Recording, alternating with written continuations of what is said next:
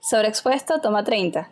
Bienvenidos a Sobreexpuesto, el podcast en el que hablamos de cine y de los agujeros de guión de la relación matrimonial entre Naruto y Hinata. Con ustedes, Silvio Loreto. Hola. Emiliana Casal. Sí, al fin voy de segunda. Hola. Sí, es que se ordenó diferente. Sofía Luis. Hola. Wilderman Niño. Hola, yo siempre soy último, pues. Y hoy tenemos un invitado especial, Gabriel Dumont. Hola. Gabriel es licenciado en Artes Cinematográficas, es egresado de la UCB y profesor de Teoría y Análisis Fílmico e Historia del Cine. ¿Por qué lo dijiste con ese tono, Charo?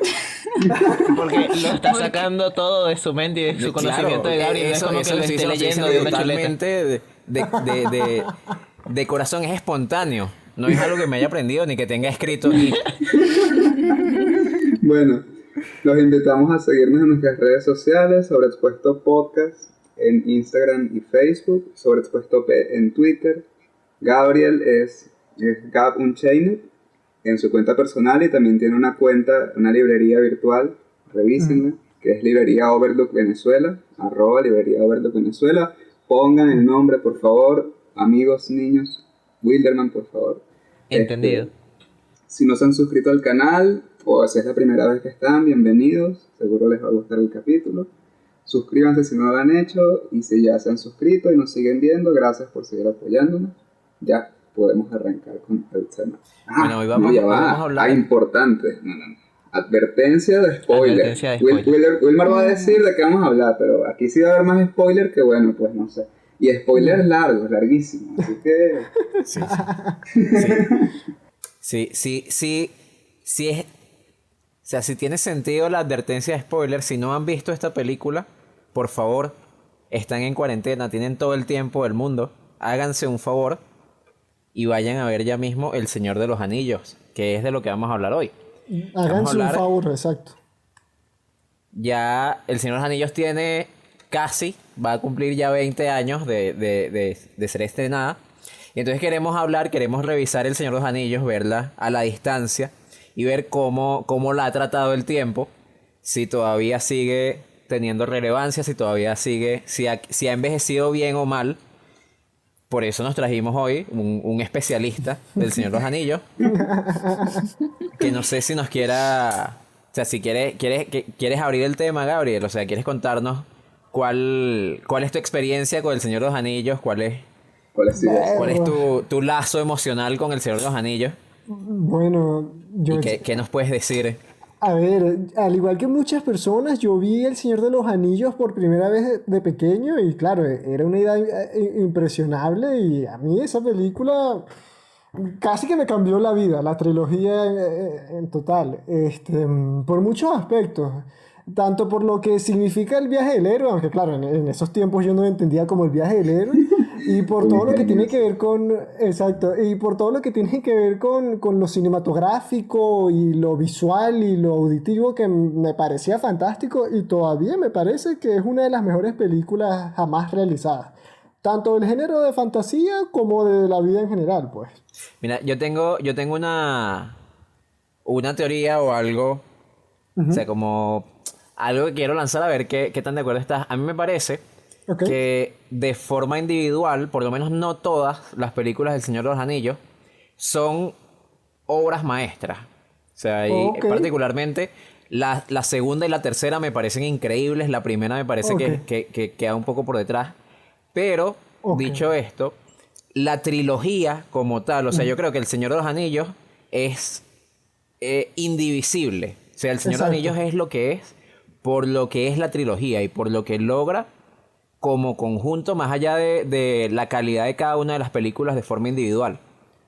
Sí, yo particularmente, si las veo por separado, me parecen perfectas y espero no estar exagerando cuando utilizo ese término, y juntos es como dices tú, es increíble todo lo que logran las tres películas juntas. Me parece que es un trabajo excepcional que hizo Peter Jackson y yo lo comenté en Letterboxd, que yo creo que de repente es la última gran película de fantasía del cine. Quién sabe, capaz estoy exagerando en ese sentido. Pero sí, total, en su conjunto, la trilogía es maravillosa. Y es hasta cierto punto, como dices tú, Wilmar, es indivisible.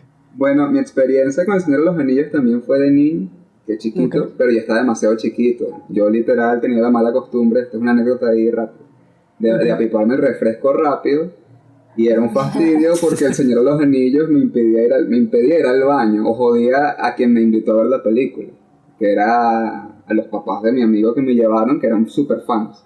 Y yo en el retorno del rey, yo, María Margarita, quiero ir al baño, que sea la hora y media. Y obviamente, ¿qué hizo ella? No te puedes esperar. Y me hizo esperar. Y bueno, yo no voy a entrar en muchos detalles, pero Naguará, esa meada fue memorable para mi vida. Porque fue aguanté Eso no demasiado. son muchos detalles, verga. Bueno, podría ser mucho más explícito, eso me marcó. Luego, Gracias luego, por la falta de detalles, Silvio. Luego la vi en la adolescencia y me encantó. O sea, ahí sí la vi, en vez de estar estudiando para quinto año, que iba bien mal, en segundo lapso me puse a ver El Señor de los Anillos, valió la pena. Por supuesto. Y luego ahorita la estoy Una viendo buena para forma este de aprovechar capítulo. el tiempo, Silvio. Bueno, más o menos, ya no voy a contar por qué, pero más o menos. Y bueno, la vi para esta experiencia auditiva, y berro, es muy buena, realmente es muy buena, me gustó muchísimo más de que cuando era adolescente y me sorprendí. Me Claro. sorprendí realmente hasta de la vigencia de muchos de los efectos especiales. Creo que poquitas veces fue que yo decía, marico, esto parece un videoclip de HTV, pero bueno. Parece una película del 2000. Muy pocas veces parece una Verga. película del 2000. Sí, es impresionante eso. yo nunca hubiese usado HTV y El Señor de los Anillos en la misma frase. Me parece No, Gabriel, te invito a que veas la la pelea entre Gandalf y el demonio del coño ese es horrible. No, incluso, la pelea entre el Balrog y Gandalf todavía me parece que se lleva por los cachos a muchas películas que usan efectos especiales de la misma manera. En estos tiempos. Bueno, sí, pero La verdad es Sí, que verdad. bastante, La, bastante bien. la verdad Sí, es que sí, está sí. mejor que los efectos especiales de la Liga de la Justicia. En realidad, pero un tramo largo, total. comenzamos bien con mi comparación de HTV con El Señor de los Anillos. Ya Gabriel le da un soponcio aquí. Menos mal que no está la cámara activada. Mira, Emiliana y Sofía creo, no sé si confírmenme, ¿era la primera vez que ustedes veían El Señor de los Anillos o ya la habían visto No. antes? Sí, No. Para mí esta Tú era sí, mi tercera Emiliana. vez. yo sé, esta fue la primera vez que la vi. La trilogía. O sea, ya había visto El Hobbit cuando la sacaron, pero no, creo que una vez la intenté y como me gustaba mucho El Hobbit, no sé por qué no quise ver El Señor de los Anillos. Las locuras ¿Sabes? de Como Emiliano. es que Bilbo no estaba, Gran lógica. entonces era como, ay no, qué horror, porque Bilbo no está, chao. ¿Sabes? Porque está bien. Bueno, pero no está, o sea, bueno. Ay, Dios mío. ¿Y tú, Sofía? No, esta era mi tercera vez que la veía. La primera vez sucedió una cosa muy curiosa porque yo estaba muy pequeña y la que decidió que viéramos la película fue mi mamá. Pero mi mamá las compró por DVD cuando salieron las tres. Y el vendedor que les dio los DVDs les dijo, mira, este son el orden de las películas. Y resulta ser que les dio el orden equivocado. Y vimos las películas desordenadas. Ay, no. Qué horror, qué horror. Vimos como 12 horas del Señor de los Anillos desordenado. Obviamente no entendimos un carrizo.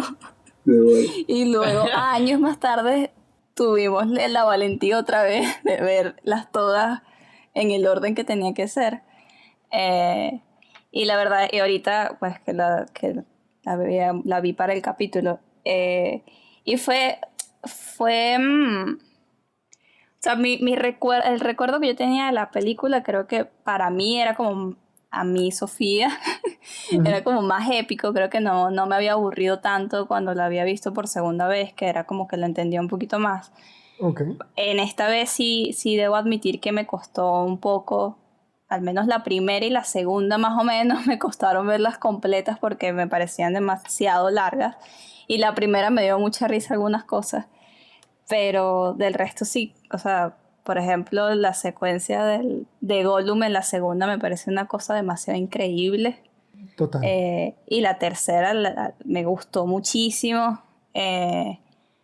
Y, o sea, no sé, creo que me disfruté haberlas vuelto a ver porque las entendí de otra forma. Claro. Pero Sofía nada. destruye brutalmente la comunidad de la niña. Oye, ¿qué? A mí sí me parece, No, hombre. a mí sí me parece que cuando hacen lo del Gollum, de cómo él se convirtió en Gollum, en el Retorno del Rey, parece un videoclip triste. Y yo le pondría Sí. Arjona así encima. Porque además hacen unas disolvencias y es muy gracioso. A Gabriel le van a dar una vaina. Podemos Sí, bañar a pobrecito. Liliana, por favor, podemos sacarla del chat. ¿Dónde se saca Liliana? No, pero es verdad. Y además hacen una disolvencia y de repente aparece él llorando así. Es muy gracioso. Bueno, claro, tenían que adelantar el tiempo, ¿sabes? Era normal, ¿sabes? Las disolvencias se usan. Bueno, pero es muy gracioso. ¿Y qué es lo más memorable para ustedes? O sea, si tuvieran que decir en una palabra, básicamente, estas tres películas, ¿con qué lo relacionarían? A mí me pareció épico y ya. Épico sería... Epicidad, sí, es Sí. súper épico. No sé qué hace el señor Peter Jackson, pero encontró la manera de hacer que los momentos importantes de las películas de las tres tuvieran una epicidad, Exactamente. no sé, incalculable. Que de pana yo viendo El Señor de los Anillos siento viendo El Señor de los Anillos cosas que no he sentido nunca viendo ninguna otra película. Muy bien. Demonios. Sí, es como dice Wilderman. Peter Jackson hizo un trabajo tan memorable como el director de Ben-Hur de la segunda versión, como David Lincoln, Doctor Zhivago. Toma secuencias y las convierte en algo tan grande que hablan de tantas cosas que es muy difícil no sentirse sobrecogido e inspirado por estas películas. Sí, es una historia épica totalmente. Yo estoy totalmente de acuerdo con Wilderman. A mí Mire, lo yo que creo me... que a mí lo que me pensando llama- en las cosas, Perdón. Ah, pero entonces. Pero es que hay lag. en mi computadora yo hablé primero. En mi computadora yo hablé primero. Mira, que pensando en las cosas memorables, yo creo que una de las cosas imposibles de ignorar de la trilogía del Señor de los Anillos es la música. Sí. La banda sonora del Señor de los Anillos, o sea, Sí. si no es el Señor de los Anillos, o sea, si pudiéramos poner en duda que es la mejor trilogía de la historia del cine, porque Exacto. Silvio me hizo dudar hace ratico cuando me mencionó la de Before, pero a mí me parece que indudablemente el Señor de los Anillos como saga tiene la mejor banda sonora de la historia del cine. Y es que el Señor de los Anillos, o sea, es la banda sonora que más, que una banda sonora que toma inspiración la forma en la que se usaba la música en la ópera. O sea, el uso Sí. de los leitmotiv y la relación de cada tema musical con un Exacto. tema en específico de la película. Y creo que, o sea, yo viéndola esta no sé, 15ª vez que la vi, creo que estaba tratando de prestarle bastante atención a la música y me di cuenta de lo que es que los temas por sí solos, o sea, no son, podrían no ser grandes temas. O sea, la música, muchos de los temas son súper simples, son súper sencillos. En realidad son Claro. unas pocas notas, pero es la forma en la que los usan y el cómo los repiten a lo largo de las 12 horas Exacto. que saben encajar tan bien los momentos musicales. O sea, es tipo que al final, o sea, en el momento ya después de que destruyen el anillo, que Frodo y Sam están hablando de la comarca y suena el tema de la comarca, después de que lleva casi toda la película sin haber sonado ni una sola vez, O sonando raro. o sonando raro, porque claro, cuando Frodo y Sam están hablando de la comarca, que Frodo no se acuerda de la comarca, suena algo parecido al tema de la comarca, pero como distorsionado. Exacto. Y entonces eso, o sea, yo creo que la música del Señor de los Anillos sola es capaz de contar la historia de la película. Y eso es un logro que no creo que haya en ninguna otra película, por lo menos no que no que me suene y no que yo haya visto. Exacto, por ejemplo en la Comunidad del Anillo, cuando comienzan las escenas de los hobbits, que llega Gandalf para el cumpleaños de Bilbo y todo eso, la música es muy alegre, es muy festiva, es incluso tranquila como los mismos hobbits, pero a medida que va avanzando la película, como dices tú, se va tornando más sombría, más fuerte, más dinámica y es totalmente acorde, es exactamente eso, es como un leitmotiv para cada momento que lo cuenta, pero de forma genial. Genial, incluso la muerte, bueno, la supuesta muerte de Gandalf cuando cae con el Balrog, la música muestra de alguna manera perfectamente lo que cada uno de los personajes sintieron por la pérdida de tan importante personaje. Es así, sí, es como dices tú, Wilma. Yo creo que es la mejor banda sonora original que se ha compuesto para una trilogía en el cine también.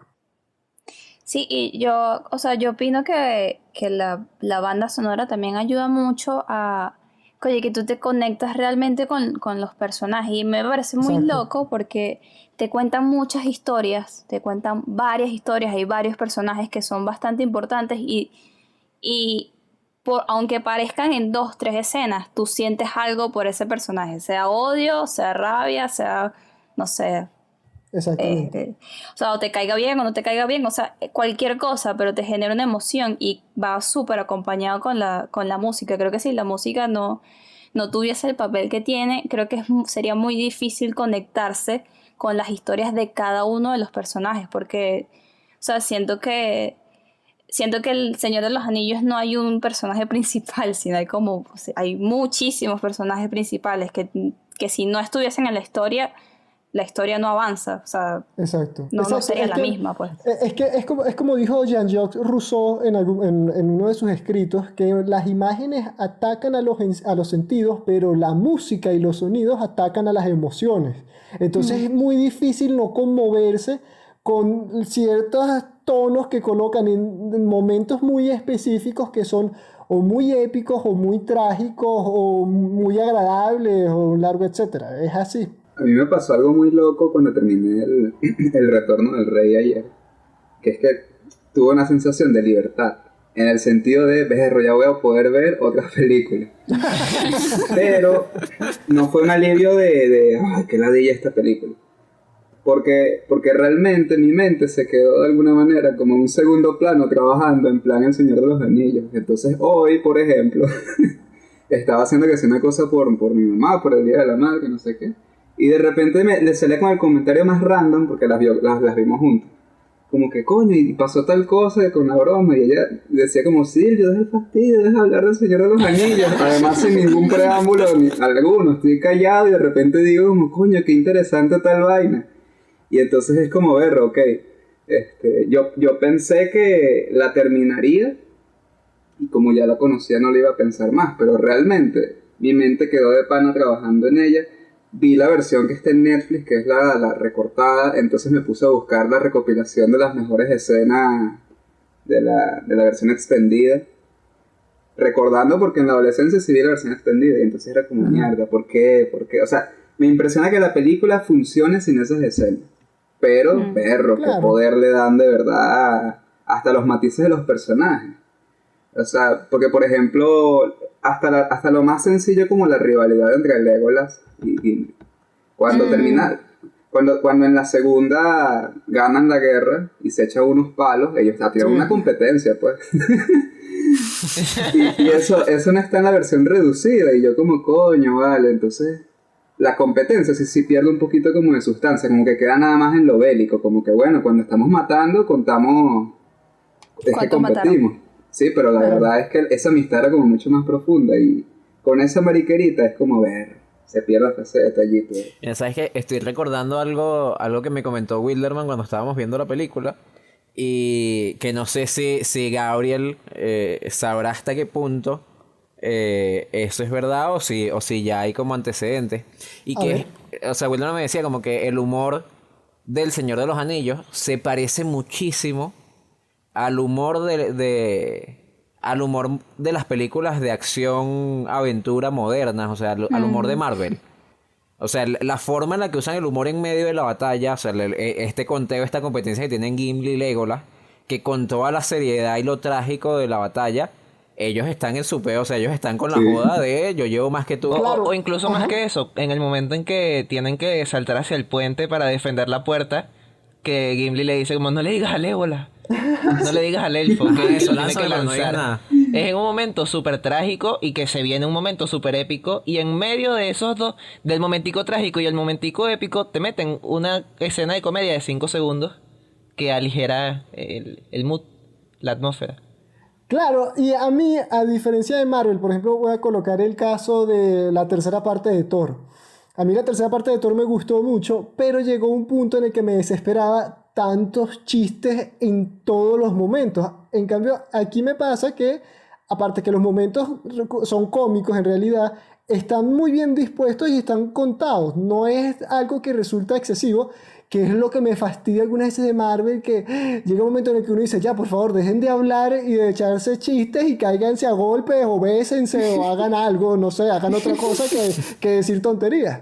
Aquí es verdad, en plena carnicería están estos dos hablando de cuántos muertos llevan. Pero son cosas como que muy pequeñas que aligeran un poco la cuestión y luego siguen. Pero no es algo que se repite a lo largo de toda la película incesantemente como puede suceder con Marvel, pues. No, y lo chévere es que el chiste es redundante, en el sentido de que Exacto. siempre es la misma competencia. No es que te preparan una ocurrencia ahí random con la que uno dice como que coño, que fuera de lugar, sino que Exactamente. hacen que el humor esté dentro del lugar. Es como, claro, es que ellos son así. O sea, de alguna manera Sí. ellos son así. Exacto. Entonces, Y además, algo que es muy fino, me parece que hacen muy bien, es que mantienen, o sea, el chiste de que cuentan los muertos, lo mantienen durante las 3 películas y en la tercera, cuando están en en la batalla de Minas Tirith, que Legolas matan a un olifante, y Gimli le dice de una vez y que eso cuenta como uno solo. Eso cuenta como Y uno, eso es un chiste marico. que viene en 10 horas, y vienen 10 horas construyendo, y ese momento da muchísima risa. Claro, claro. Y es que además recordemos una cosa. Tolkien combatió en la Primera Guerra Mundial y él tenía 3 amigos cercanos. Incluso dicen que los 4 hobbits están inspirados en Tolkien y en sus 3 amigos. ¿Quién sabe si en algún momento en plena matanza a él se le ocurrió algún comentario ingenioso y sus amigos se rieron? Porque la risa bloquea de alguna manera al ser humano de vivir algún trauma o aligera algún momento de violencia extrema en la vida real. Por eso es que uno se ríe en momentos incómodos que uno sabe que no se debería reír, pero es como un sistema de tu mente para protegerte. Entonces, puede ser posible que en las guerras los amigos muy cercanos se cuenten algún chiste, precisamente como para evadirse en algún momento de lo que estén viviendo. Y es la forma como lo tratan en la película que no resulta, ni, en mi opinión, ¿no? Ni burdo ni excesivo, que me parece que está bien esos momentos.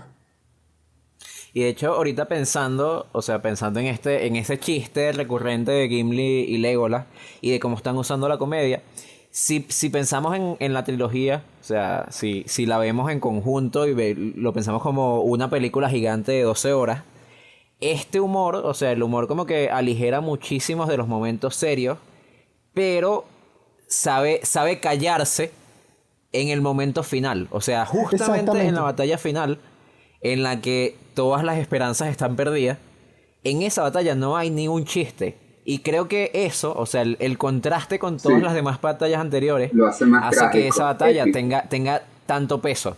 Y ahí justamente, o sea, llega a esa epicidad de la que hablaba Silvio.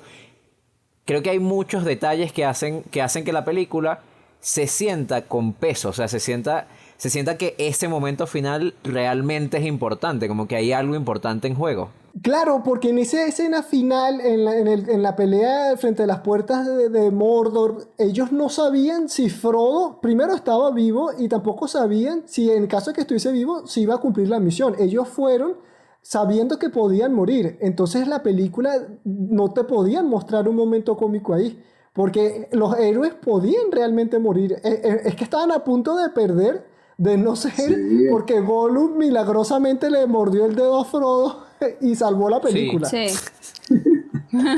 De pana. Oye, ese contraste cuando Frodo voltea y tiene casi el mismo gesto que el primer rey, o sea, el rey, no me acuerdo cómo es su nombre, corríjame, fans, por favor, Y Isildur. Isildur. Isildur, que cuando dicen, no, el anillo es mío, y es como, no, Sí. pero sí. Sí, es como hijo de puta. O sea, pasamos 12 horas viendo esta vaina para que tú te lleves el anillo, cabrón. Ojalá que te caigas tú con todo el anillo. Sí, de pana. Buenísimo. ¿Sabes que en ese momento, ahí, en los videos que yo les pasé que no me pararon bola? No sé si tú has visto, Gabriel, alguna vez, y si no los has visto, te van a encantar los análisis de Jaime Altozano de la banda sonora del Señor de los Anillos. Ok, ¿no los he visto? Verga, te los voy a pasar porque son increíbles. Porfa. O sea, son 3 videos análisis de la música completa.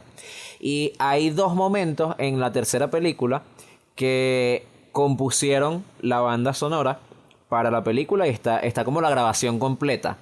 Pero los editores de sonido decidieron, o sea, tomaron decisiones por encima de la banda sonora. Uno es la muerte, o sea, la escena introductoria, cuando Gollum mata a su amigo. Ahí había una música compuesta que era como el tema del anillo, Ok.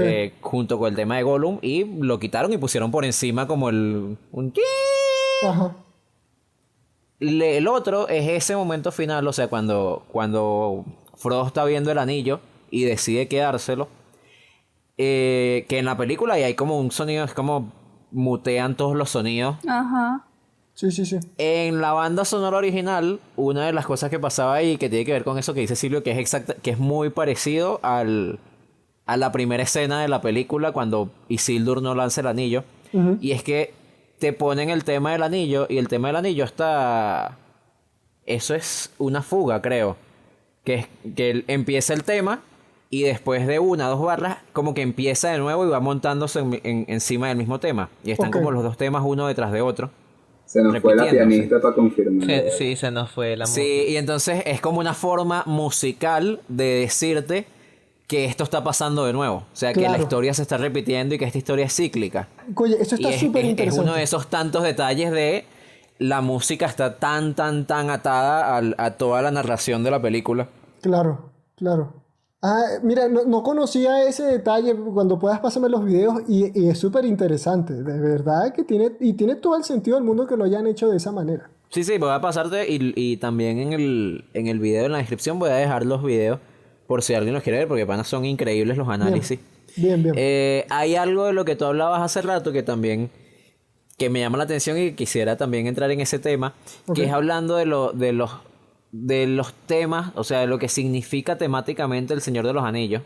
Porque es curioso, yo creo que una de las cosas que hizo el Señor de los Anillos fue tanto el libro, o sea, tanto el libro como la película. O sea, la película en cierto modo refuerza o reafirma logros que ya había conseguido Tolkien, que era tomar el género de la fantasía, que era más asociado a lo infantil, Ujú, exactamente. y tratar temas serios, tratar temas Exactamente. burda de serios.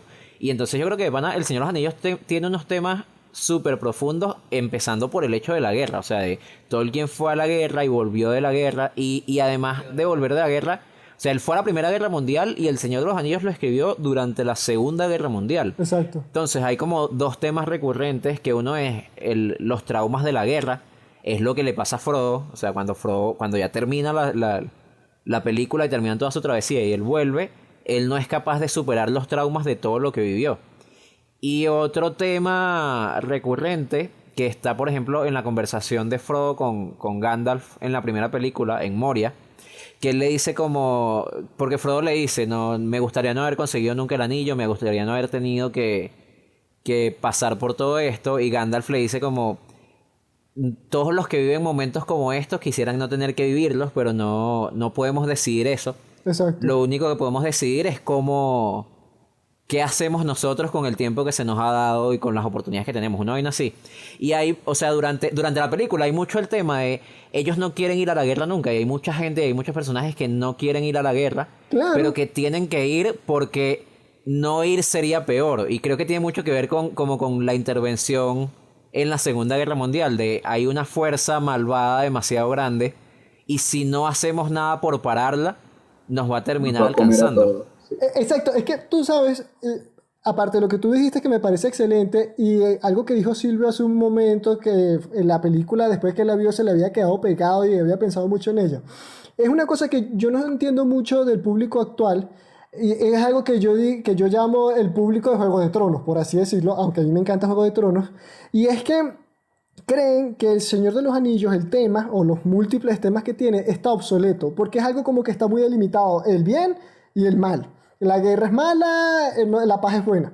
Y mucha gente, que lo he leído por ahí por internet, dicen bueno, que en este sentido Juego de Tronos es más profundo, porque incluso hablan de sexo y de incesto y de un montón de cosas desquiciadas. Pero en realidad, El Señor de los Anillos, desde la novela, y bueno, ya hablaremos de eso en el siguiente episodio, y con la película, es una historia arquetipal completa, arquetipal incluso como lo concibió Jung, o sea, que mueve imágenes y representaciones del inconsciente, las vuelve de alguna manera consciente porque no las muestra, y nos está hablando de cosas que nosotros, ya sea de forma inconsciente, conocemos, que la guerra, aunque no la hayamos vivido, es un horror absoluto, que el mal existe incluso en una forma muy pura y que el bien también existe.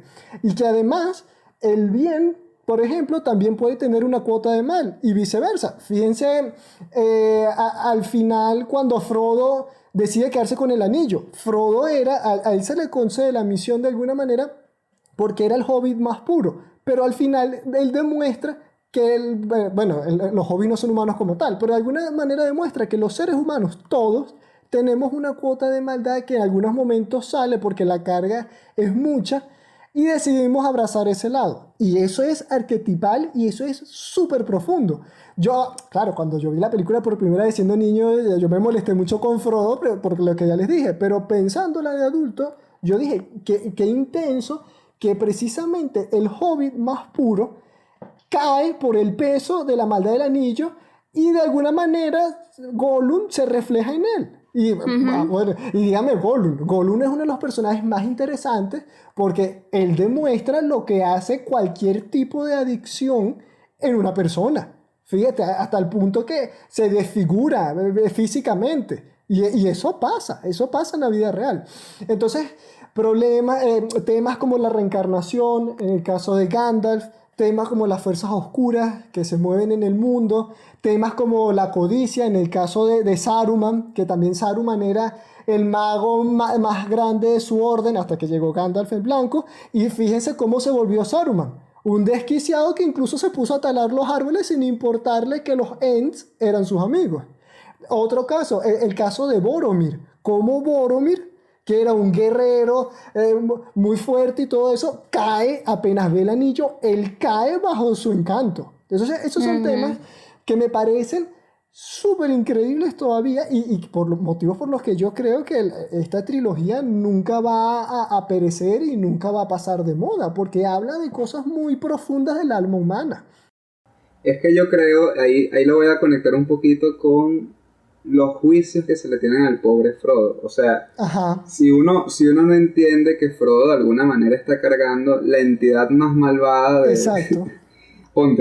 universo, es como que tienes que cargar con el mal más terrible. Realmente, y lo que ves es que está llevando un anillo, pues Frodo sí es un maldito, y es un egoísta, y un quejón, y no sé qué. Pero a mí me llamó mucho la atención en la tercera cómo hasta su cuello está destruido, está demasiado quemado. Es como la maldad ya lo estaba deformando él. O sea, y ya mentalmente lo había deformado. Y como habíamos comentado hace nadita, y como la película lo representa ahí, Gollum es el que salva todo. Pero es como, me llama mucho la atención que para la guerra, que el bien y el mal estén tan delimitados, es muy chévere, porque pensé en esta película terrible Bajo Vale, lo siento. Ahí también, el bien y el mal está delimitado. En El Señor de los Anillos también, y los orcos son malos, o sea, en ningún momento vemos alguna duda de ambigüedad en algún orco, o alguno de todos los bichos de los demás. Ni siquiera de la suerte de persas esto. Todos son horribles. Y ¿sabes qué es interesante de los orcos? Que, como dice Saruman, y de alguna manera Tolkien también lo expresa en sus novelas, antes eran elfos que fueron tomados por el poder oscuro y deformados. Ellos demuestran lo que hace el mal absoluto en seres iluminados. Y es que es verdad. que ser iluminado no es susceptible de caer en cualquier momento en los influjos del mal. Lo que pasa es que es una tarea monumental y de toda la vida mantenerse de alguna forma en el lado correcto de la vida. ¿Me explico? Pero mucha gente no lo logra.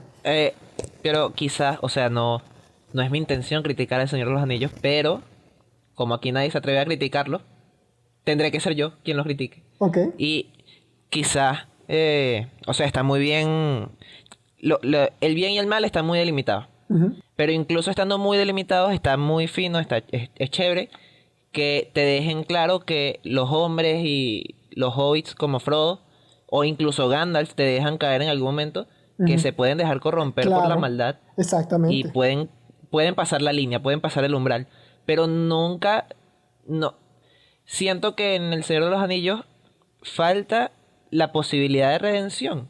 No hay ningún atisbo a un personaje que haya pasado el umbral del mal, que pueda ¿Te parece? Yo creo lavarse, que pueda librarse de sus pecados. Se me ocurre que está, no sé, los ejemplos que se me podrían ocurrir son Gollum y Gollum. Boromir, Exacto. pero Gollum al final no lo logra. Gollum al final igual traiciona a Frodo y Boromir, yo creo que sí. termina sucumbiendo al anillo. Y Boromir realmente nunca, Boromir A no, mí me parece no, que no Boromir cruza se el umbral. redime. Boromir nunca llega a ser 100% malo, y yo siempre lo sentí, y ahorita cuando lo volví a ver lo sentí de nuevo, que él cuando se sacrifica, spoiler, Boromir se sacrifica, él cuando se sacrifica lo hace incluso por miedo a lo que él mismo pueda llegar a ser en un futuro. Exacto. Y yo no siento que eso sea tan un arco de redención, sino un evitar que pase algo más allá de lo que ya ha hecho. Ok. Y realmente, o sea, pensándolo ahorita, siento que los personajes que tienen algo más cercano a un arco de redención o a librarse de sus pecados son los fantasmas de los antiguos hombres, los que Aragorn busca en la tercera película. Pero son Ajá. personajes que nunca, Ah. que no exploran, no he leído los libros, pero por lo menos la película no les da demasiado protagonismo, y a mí me parece que podrían ser personajes que exploren una parte de la moral en El Señor de los Anillos que no existe en las películas, que es la maldad yendo hacia el bien. ¿Tú quieres Ok. decir algo, Gabriel?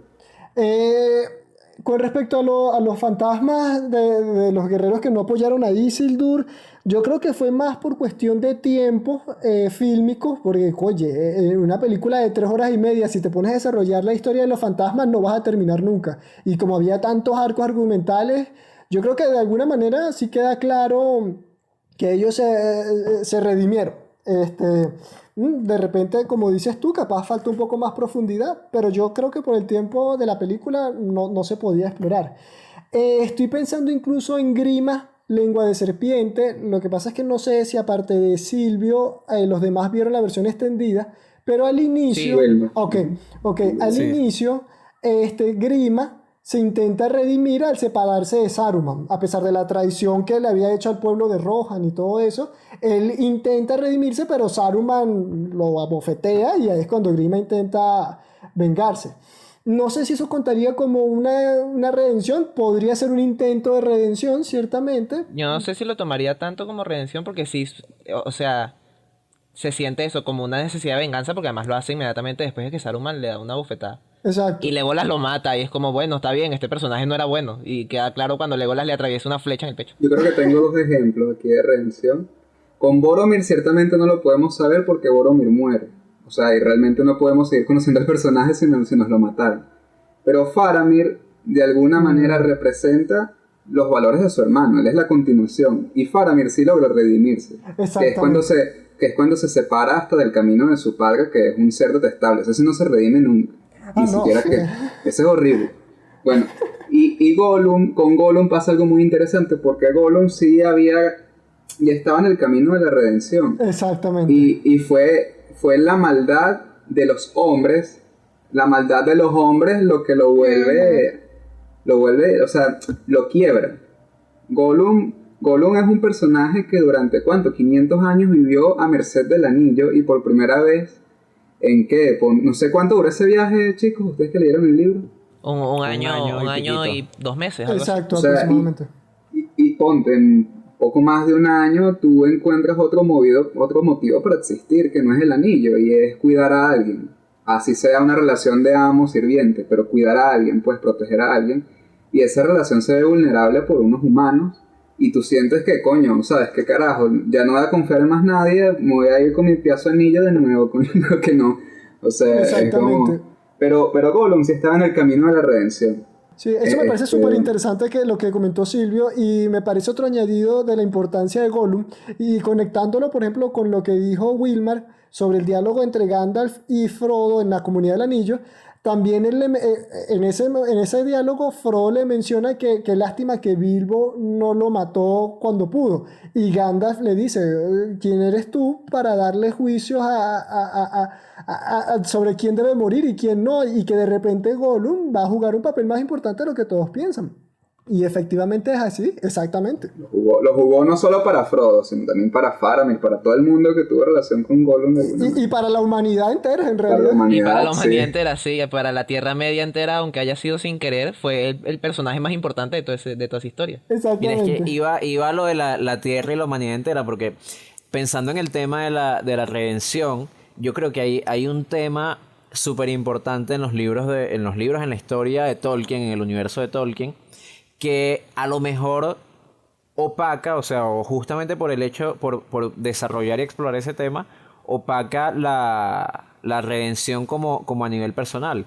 Y es que Tolkien en El Señor de los Anillos quiere poner o quiere reflejar en cierto modo el tema de la expiación cristiana, o sea, de la expiación de los pecados a través del sufrimiento. Y la figura de Frodo justamente, o sea, en cierto modo no es una redención, porque la cuestión es que no es una redención personal. O sea, Frodo no se redime de pecados personales.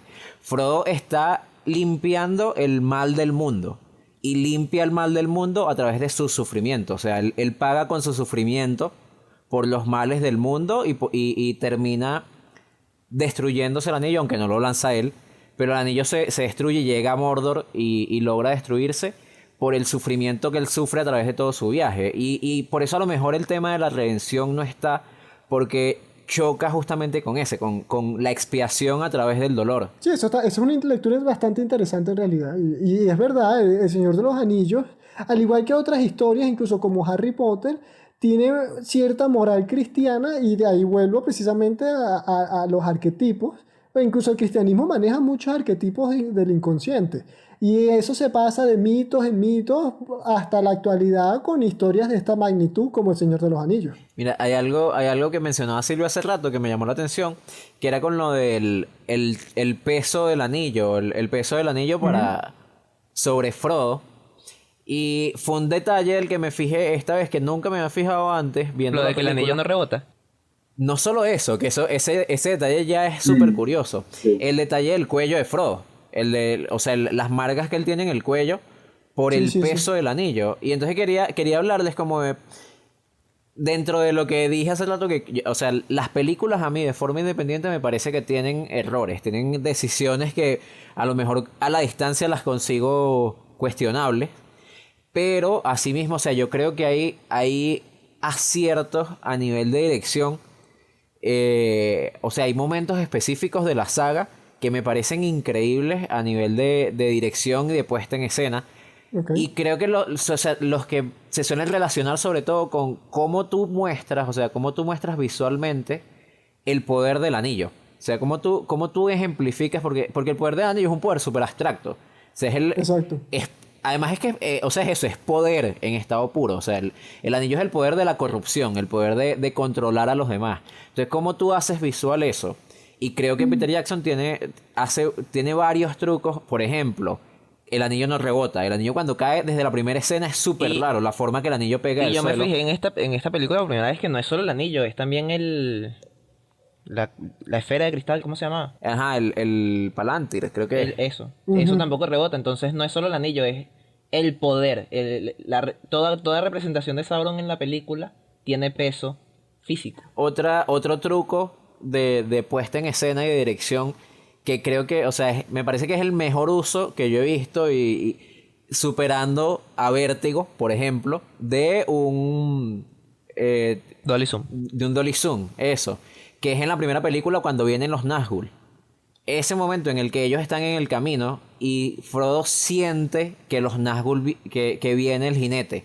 Exacto. Y hacen este plano en el que ves el camino y hacen un Dolly Zoom y como que el camino se comprime. ¿Sí? Ese momento en el que el camino se comprime me parece que es una de las mejores decisiones a nivel de dirección de esa primera película, porque de qué otra forma tú puedes poner visualmente Exacto. que Frodo siente a los espectros del anillo, o sea que el anillo le permite sentir a los espectros del anillo. Exacto. Otra escena, Explique qué por es un ejemplo, Dolly Zoom. la Explique pelea qué de es un Dolly Gollum, Zoom. la pelea de Gollum con No Sméagol. vale, ignorado. Ignorado. Que explique el Dolly Zoom. Claro. Claro. Este capítulo no es para nosotros, señor. Dolly Zoom es un movimiento de cámara, o sea, un truco de cámara que se hace cuando mueves la cámara hacia el frente o hacia atrás y al mismo tiempo y con el mismo ritmo mueves el zoom de la cámara en la dirección opuesta. Entonces lo que haces es que el sujeto que tengas en pantalla no cambia de tamaño, pero comprimes la perspectiva. Exacto. Y Wilderman va a poner una escena del Señor de los Anillos en donde vemos un Dolly Zoom. Bien. Entonces eso, a eso iba, que hay muchísimos momentos, o sea, yo creo que de verdad, o sea, estas películas merecen, viéndolos a la distancia, como el prestigio que consiguieron y que también es curioso, o sea, el Señor de los Anillos creo que fue el primer caso o uno de los primeros casos de una película en ese género, un blockbuster con todas las de la ley, o sea, es una película pensada para las grandes masas y que tuvo el éxito que tuvo en los premios Oscar, por ejemplo. O sea, es una de las películas con más premios, más ganadora de premios de la historia del cine. ¿Sabes otro recurso que yo me fijé viéndolo ahorita y me pareció muy fino?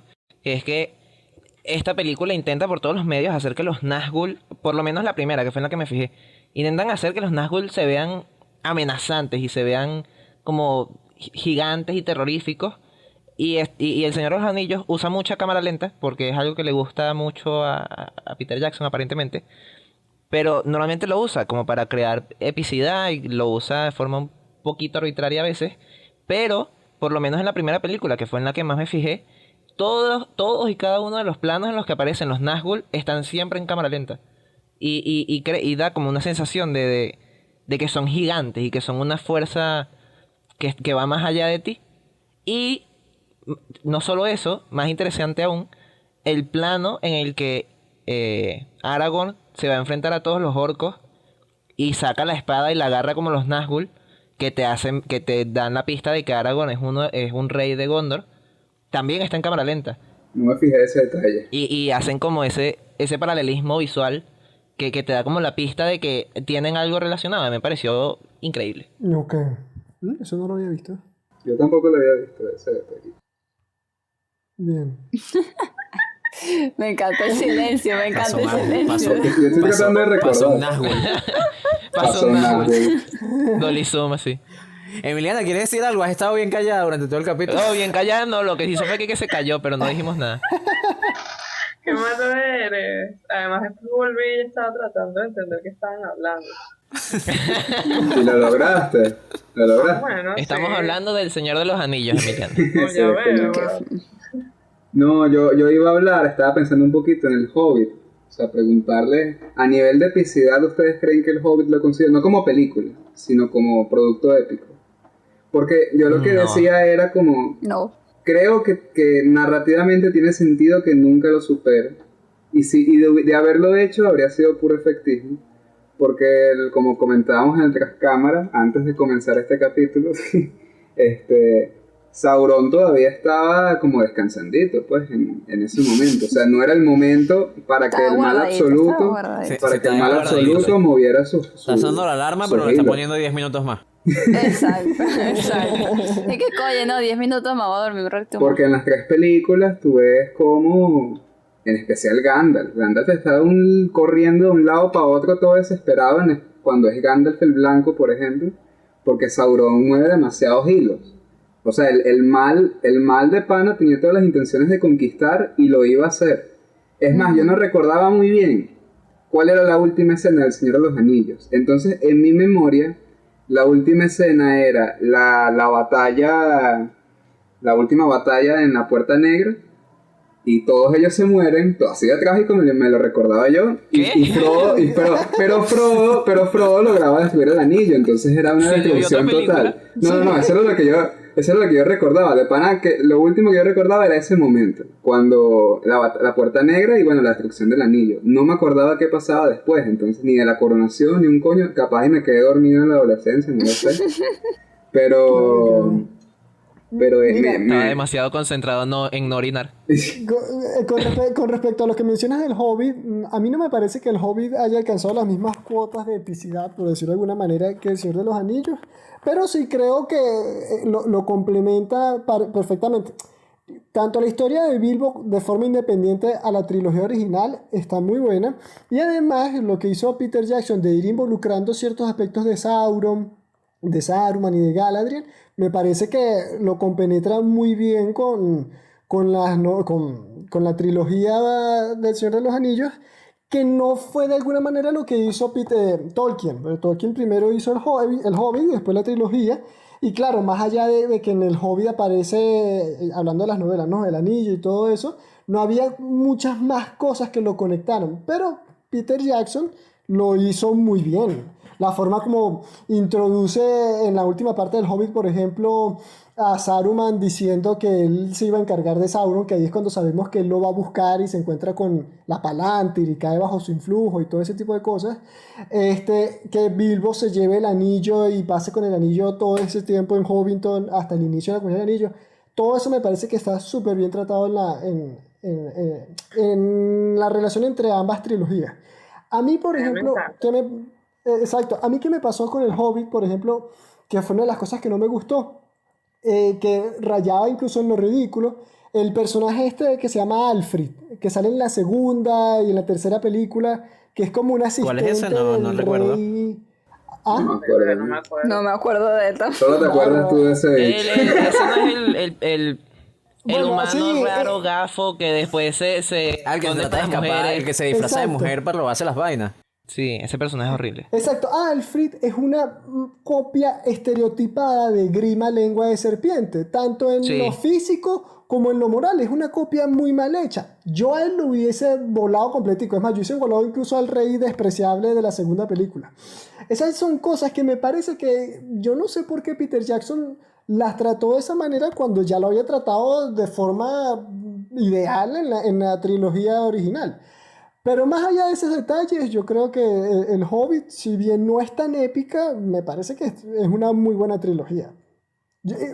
Incluso, y aquí voy a molestar a algunos fans de Star Wars, me parece que es mejor trilogía precuela que la trilogía precuela de Star Wars. Ok, yo no diría que es una buena trilogía, pero... ¿A cuáles no- fans vas a molestar? Sí, no es difícil que sea Sí, mejor que las precuelas de Star no Wars. está tan difícil.